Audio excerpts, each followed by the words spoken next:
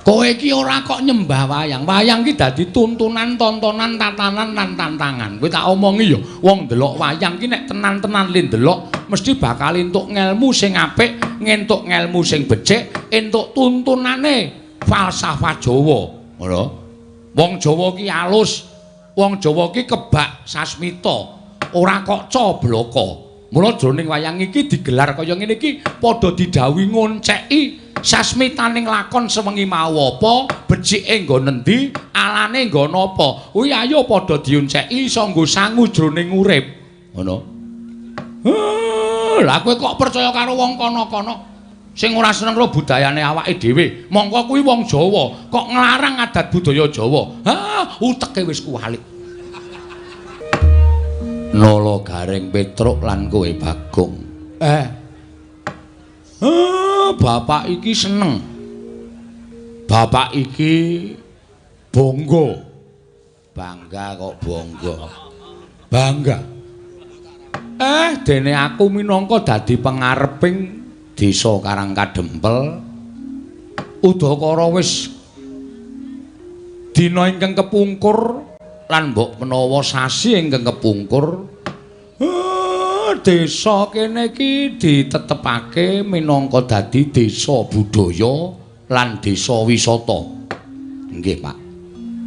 Iki ndadekake bungah rasaku padha karo desane awake dhewe iki pancen digatekake karo para pepunden-pepunden sing minangka dadi pengayomane awake dhewe. Lah, saiki kowe minangka dadi wong-wong utawa anak-anakku sing mapan ana ning Karangkadempel. Tak jaluk kanthi banget apa sing wis diparingake dening pepunden mujudake desa budaya lan wisata iki wajibe pancen mbok upakara ingkang kanthi becik. Aja banget gampang rumangsa dadi wong desa kene tumuli bombong atine. Ning bombong tok ki ora cukup, seneng tok ki ora cukup kanggo njaga sing wis diparingake dening pamarentah. Pamarentah ya kuwi wujude desa budaya lan desa wisata. Kudu mbok jaga kabudayan ning desa Karangkadempel kudu mekar. Semono uga papan-papan wisata ora ngemungake wisata ingkang sumadu-madi saka alam nanging uga panggula wentahing para kawula sak desa Karangkadempel mujudake kapinteran. Ya kuwi Karangkadempel kene iki wis kondang dadi papan panggonane sentral kulit. Tas, sepatu kok sepatu.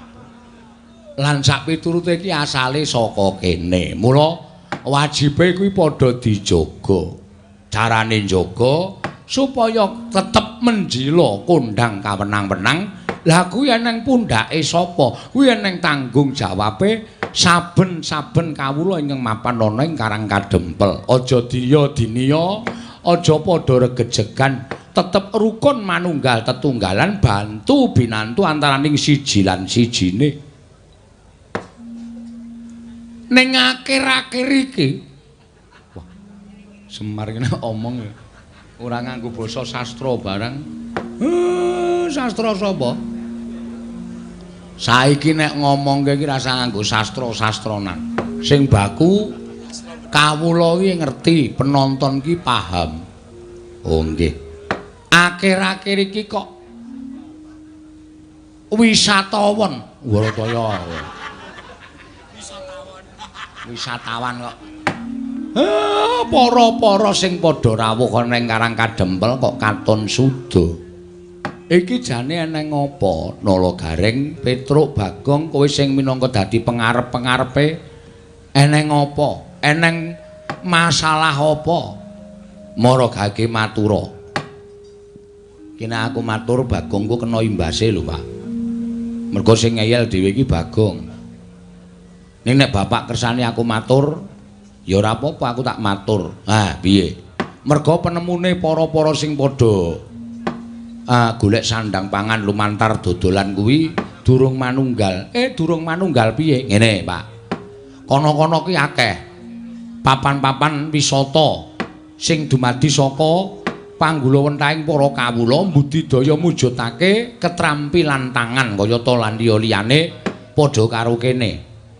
Ning kono-kono iki pendak-pendak ana puluhan para warga saka mancanegara, para warga saka kiwa tengen ingkang padha rawuh mesti padha diparingi sing gawa iki mesti padha diparingi dhuwit.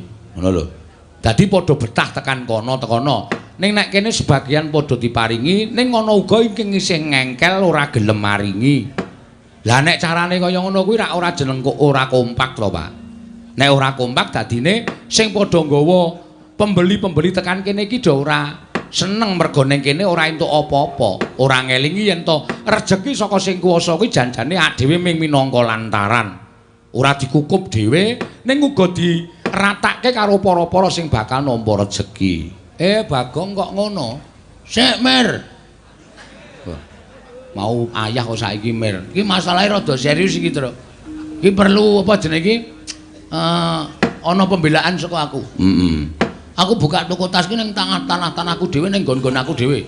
Kok dadi aku dadak ngenehi sopir-sopir bis ngopo? Lho, kok sik sopir bis sing nggawa tekan kene gong kudu ngenehi tip. Kaya aja nganti kowe malak terus rejeki tok pek dhewe. Nek carane kaya ngono ora mung kowe tok sing kapitunan ning tangga teparus anak kadang padha kapitunan. Mula sing kompak. Ayo, nek diparingi paringi semene bareng-bareng. Men kabeh mengko nek kondang kabeh tekan kene kabeh dodolan kabeh kerejeken kabeh. Ngono lho, Gong. Terus aku kon menehi. Heeh. Aja malak, tandane lho. Rejeki iki nek malak sudane cepet Gusti ora paring meneh. Percaya karo aku. Nek rejeki kowe ora malak diratake karo tangga teparu, diratake karo sanak kadang, diratake karo sing wajibe nampa rejeki kuwi. Wo, arep ming entuk sithik ning ajeg. Entuk sithik ajeg tinimbane akeh ming sepisan. Pilih ndi? Pilih kabeh. Lho. Pilih sithik ning ajeg. Nek sithik ajeg kudu tumindak kaya ngono kuwi. Apa-apa ki digawe sayuk rukun. Marjinamatan daya dinayan. Ngono lho. Ha ta? Ha iya. Piye rasamu? Duh. Ngopo e? Lek ndodok kena keprak. Terus piye nek menurut kowe? Nek pancen ngono wis kompak aku ya saiki melu. Lah ngono. Nek ora kompak ki bakal ya dadine ora apik. Nek kompak nyawiji tunggalan ki apa wae wis to, Gong. Sing bagot sing abot bakal dadi enteng, sing angel mesti bakal dadi gampang. Lho, ya ta? Sithik akeh disyukuri. Aja malak. Oh iya. Ngono lho. Aja terus kowe entuk rejeki akeh terus ora mbrebel sithik-sithik. Nek kaya ngono kuwi ora ndek kanca, ora ndek sedulur. Heeh ya, Tru. Ha iya, wiwit saiki kudu kaya ngono. Siap. Wis saiki aku arep padha karo kanca-kancane. Ya, ngono kuwi. Syukur nek wis ana siji sing diudari, angka loro babudaya. Babudaya kuwi ya kudu dijaga. Merga iki awake dhewe mapan ana ing tanah ingkang kebak budaya ingkang wis dadi tinggalaning para nenek moyange awake dhewe mbiyen. Awak dhewe wajib nglestarekake. Ngono. Lah kok saiki padha diya diniya. Gareng wingi wis gelem jathil kok saiki wis ora gelem. Malah nek ana jathilan lunga. Aku ana sing ngandani nek jathilan ki musyrik kok ya, Pak. Ana sing ngandani nek jathilan kuwi nyembah setan. Sing kandha sapa? Hah? Sing kandha sapa? Ya ana, pokoke ya ana. Pokoke budaya ya wayang barang kuwi ora apik, wayang kuwi ora becik. Dugangane cangkeme kuwi wong. Kowe iki ora kok nyembah wayang. Wayang ki dadi tuntunan, tontonan, tatanan lan tantangan. Kowe tak omongi ya, wong ndelok wayang ki nek tenan-tenan le ndelok mesti bakal entuk ngelmu sing apik, ngentuk ngelmu sing becik, entuk tuntunane falsafah Jawa. Ngono. Wong Jawa ki alus. Wong Jawa ki kebak sasmita. Ora kok cobloko. Mula jroning wayang iki digelar kaya ngene iki padha didhawuhi ngonceki sasmitaning lakon sewengi mau apa, becike nggo nendi, alane nggo napa. Kuwi ayo padha dionceki iso nggo sangu jroning urip. Ngono. Lah kowe kok percaya karo wong kono-kono sing ora seneng karo budayane awake dhewe. Mongko kuwi wong Jawa, kok nglarang adat budaya Jawa. Uteke wis kuwalik. Nggih. Nek kowe dadi wong Jawa, aja gelem kowe dadi wong liya. Ana tetembungan Kowe aja gelem dadi tamu nang omahmu dhewe, aja gelem dadi wong liya nang negaramu dhewe. Lincak blangkon surjan jarik kuwi tok upakara sing apik, aja diganti sandangan liyane. Wong nyatane kuwi ya sandangan apik, ya sandangan becik. Iket ki bakal ora le nyolong. Lah kok dadi disalahke ki luput nggo napa? Kowe kelingan ora? Wayang iki mbiyen dienggo nyebarke agama karo Njeng Sunan Kalijaga. Lah kok dadi ana sing muni kaya ngono kuwi? Nek kira-kira isih seger mangan pari tanah Jawa, isih wareg mangan wari tanah Jawa, isih seger ngombe banyu tanah Jawa, ayo do nguri-uri kabudayan Jawa. Ana tetembungan di mana kaki dipijak, diisi tu langit dijinjing. Tegese nek di papan kowe mapan ki ngreganono budaya kono.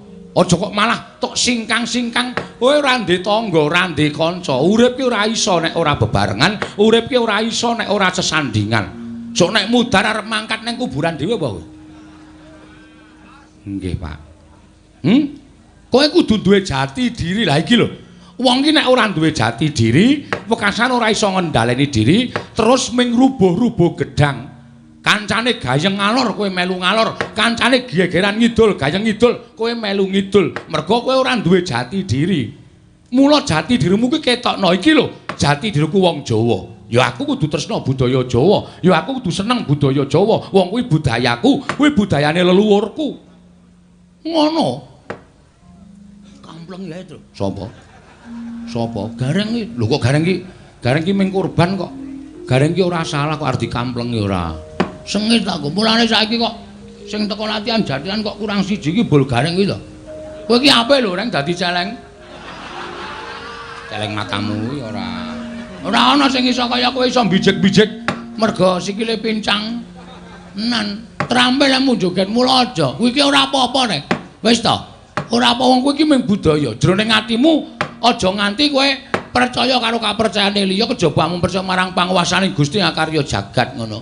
Sing kandha sapa kuwi? Ya ana kuwi sing nyebutke kuwi engko nek kowe nglakoni kaya ngene iki dosa. Kowe nek nglakoni kaya ngene iki dosa. Lah iki lho, Pak. Aku ora seneng karo wong sing sithik-sithik ngarani dosa. Sithik-sithik ngarani dosa iki apa dhek iki ponakane sing gawe urip apa? Sing nemtokke dosa iki mung Gusti. Ngono lho, reng waton kowe ora nyembah jarane, kowe ora nyembah karo demite, kowe ora apa-apa, kuwi budaya. Ya, Tru? Ngono lho, bener. Bagong ki arep wong kucluk ngene malah pikirane cerdas ngono lho. Ayo to, ora sandadak piye-piye. Oh iya sesuk tak menyang truk. Wis kowe iki ndek jati diri. Iki budayamu kok arep ogreh-ogreh. Lah, nek wis kowe eling saiki aku tak omong. Nggih, Pak. Aku ki rak kepengin bangun desa. Bangun meneh. Sengit ta anggere titik-titik bangun, bongan bangun. Kaya materiale iki cukup. Sik to, Gong, kose. Kose. Aja nesana susih. Kuwi kok njur titik titik bangun. Ah, jan wis ngatimu iki karepe piye to ya? Ngatimu sapa? Kae bakule tas pojokan kae wonge mblegentong dhewe pancen. Wanto. Ha iya. Titik-titik bangun. Heeh. Semari nganti kesel kok iki mbaya wis man. Liyane jalukane kuwi engko ndak duka. Ndak ora seneng. Nganti aku iki ngarang lakon ning panggung lho. Mergo mung bongan bangun. Ngladeni para penonton ki kudu beda. Ayo ngene iki iso pecah ndase suwe-suwe. Ha iya. Nek yo ngene lho, Gong, malah justru kuwi dadi pamecut tumraping kowe kudu selalu berkreativitas, selalu berkreasi. Engko nek kowe ana ning nggon streaming ditulisi Semar Mbangun Desa, ngono kuwi terus jejerke beda, ora ana tokoh-tokoh sing biasane kuwi penonton tertarik. Lho, kok ngene? Piye iki engko critane? Ngono. Ngomong iki karo iso wae kene iki. Wis ndase kesel. Ayo kudu dilakoni. Wis kesel bayare ora full. Pak Desa anu Wanto ki sapa? Kowe karo Kyai Manding ki piye? Kowe ditimbali nang kene ping bola-bali. Oh, aku nek ora tresna ora. Ha iya. Kabeh ki manjing dadi sedulur. Mula sing jeneng budaya iki ora kok mligi menggo golek dhuwit. Heeh. Ning nggo srawung karo nggo ngibadah, darmaning wong seni iki ngene iki, Tru. Oh. Dharma iki tegese kewajiban nglakoni urip bebantu marang sak padha-padha. Lah, aku isane nyumbang ya mung nyumbang kaya ngene iki. Heeh. Nyumbang lumantar seni, nyumbang lumantar budaya kanggo ngatonake tresna karo pepundhen-pepundhenku sing lenggah ning manding kene. Iya, ya bener ngono kok. Heeh, ora apa-apa, ora masalah. Terus piye, Pak? Kersane? Aku pengen bangun desa. Piye? Areng kowe dicor ya? Yo, apa si Wanto dicor. Dideke nang protelon kae men. Nggo dadi apa jenenge iki? Anake wae dicor. Oh, anake wae, Pak. Aja. Lidike ra jamak-jamak. Kusike. Bangunku kuwi ya ming sarana bangun lahir lan batin. Tegese bangun lahir kuwi wewujudan ingkang kasat mripat, bangun batin kuwi bangun bebarengan ayuta. Saiki rasa pangrasa ati pikiran ditunggalake. Awake dhewe iki wong sak desa. Yen wong sak desa manunggal tetunggalan dadi apik, wis to, percaya. Desa tanggane sesuk mesti meri. Nek desa siji dadi desa loro dadi kebak karukunan, desa loro dadi desa selu, dadi sak kecamatan, dadi sak kabupaten. Munggahe dadi sak negara rukun apa ora kepenak uripe awake dhewe. Bener Pak menika. Ling terus kersane Bapak pripun? Niki anak-anak mung kari nderek, anak-anak mung kari manut kersanipun Bapak Semar. Nggih. Kersane Bapak pripun kula kantun nderek. Nggih. Kersane Bapak pripun kula kantun nderek. Aku ana syarat-syarat sing kudu dilakoni. Syaratipun menapa, Pak? Syaratipun menapa? Syarate apa, Pak? Apa anak-anak kon urunan semen loro-loro? Semen loro-loro nggo ngapa ora? Ayo mbantu Bapak. Kowe wedi, Reng. Sak rit. Kowe. Sing setengah rit ditibake ning Karang Kadempel, setengah rit kaya omahmu. Nggo apa? Guru ki kowe. Ya karaku kok sia-sia ki ngapa tegang ora? Aku iri karo kowe. Heeh, ya wis ben bejane dhewe-dhewe kok. Dan tenan kowe iki. Ngene kat suwe-suwe. Ah wis ben ora apa-apa. Ha iya. Asem ana gareng iki. Wah, remuk awake karepmu. Ya wis ben wau iki senengane ngopo to. Heeh. Kowe arep dikai jaket rek karo sapa? Karo bakule kulit. Oh, ning ora ana ukurane. Jaket kok ukuran U. Apa kok jaket kok ukuran U? Paling cilik kuwi. Ha iya. Terus kersane Bapak, aku tak ngandhake syarat-syarate marang anak-anakku kabeh. Nek kira-kira aku ngandhake syarate kowe iso mujuti apa ora? Kersane siji. Aku kepengin Karang Kadempel kene iki ora ketamung sedhela, ketunggon kembang cangkok Wijaya Mulya. Waduh, Sinuwun Darawati sing kagungan. Iya. Anakku telu sing saguh rana sapa? Waduh, aku nek tekan lunga dadoke awakku dadaku sesek Pak. Petro piye Petro? Sikilku ki lagi wae mari asam urat. Aku nek tekan kono ya ora tekan, Pak. Bagong apa? Aku ki meh gejala bisu ya, Pak. Gejala bisu kok iso omong iki, gejala bisu ki penyakit piye aku tak takon karo kowe. Rumangsaku kok ora omongane kok sarwa. Siji Sekar Wijaya Kesuma, loro ya kuwi Pustaka Jamus Miang Jimat Kelima Sada. Nggih. Angka 3 ya kuwi pusaka kang loro cacahe. Nenggala karo Alugara. 3 pusaka utawa 4 cacahe kuwi gawanen supaya prapta ning Karang Kadempel, lenggah sawetara ning Karang Kadempel. Nek 3 kuwi iso rawuh ning Karang Kadempel, pambangunan desa iki bakal rancak Nalagareng. Sijem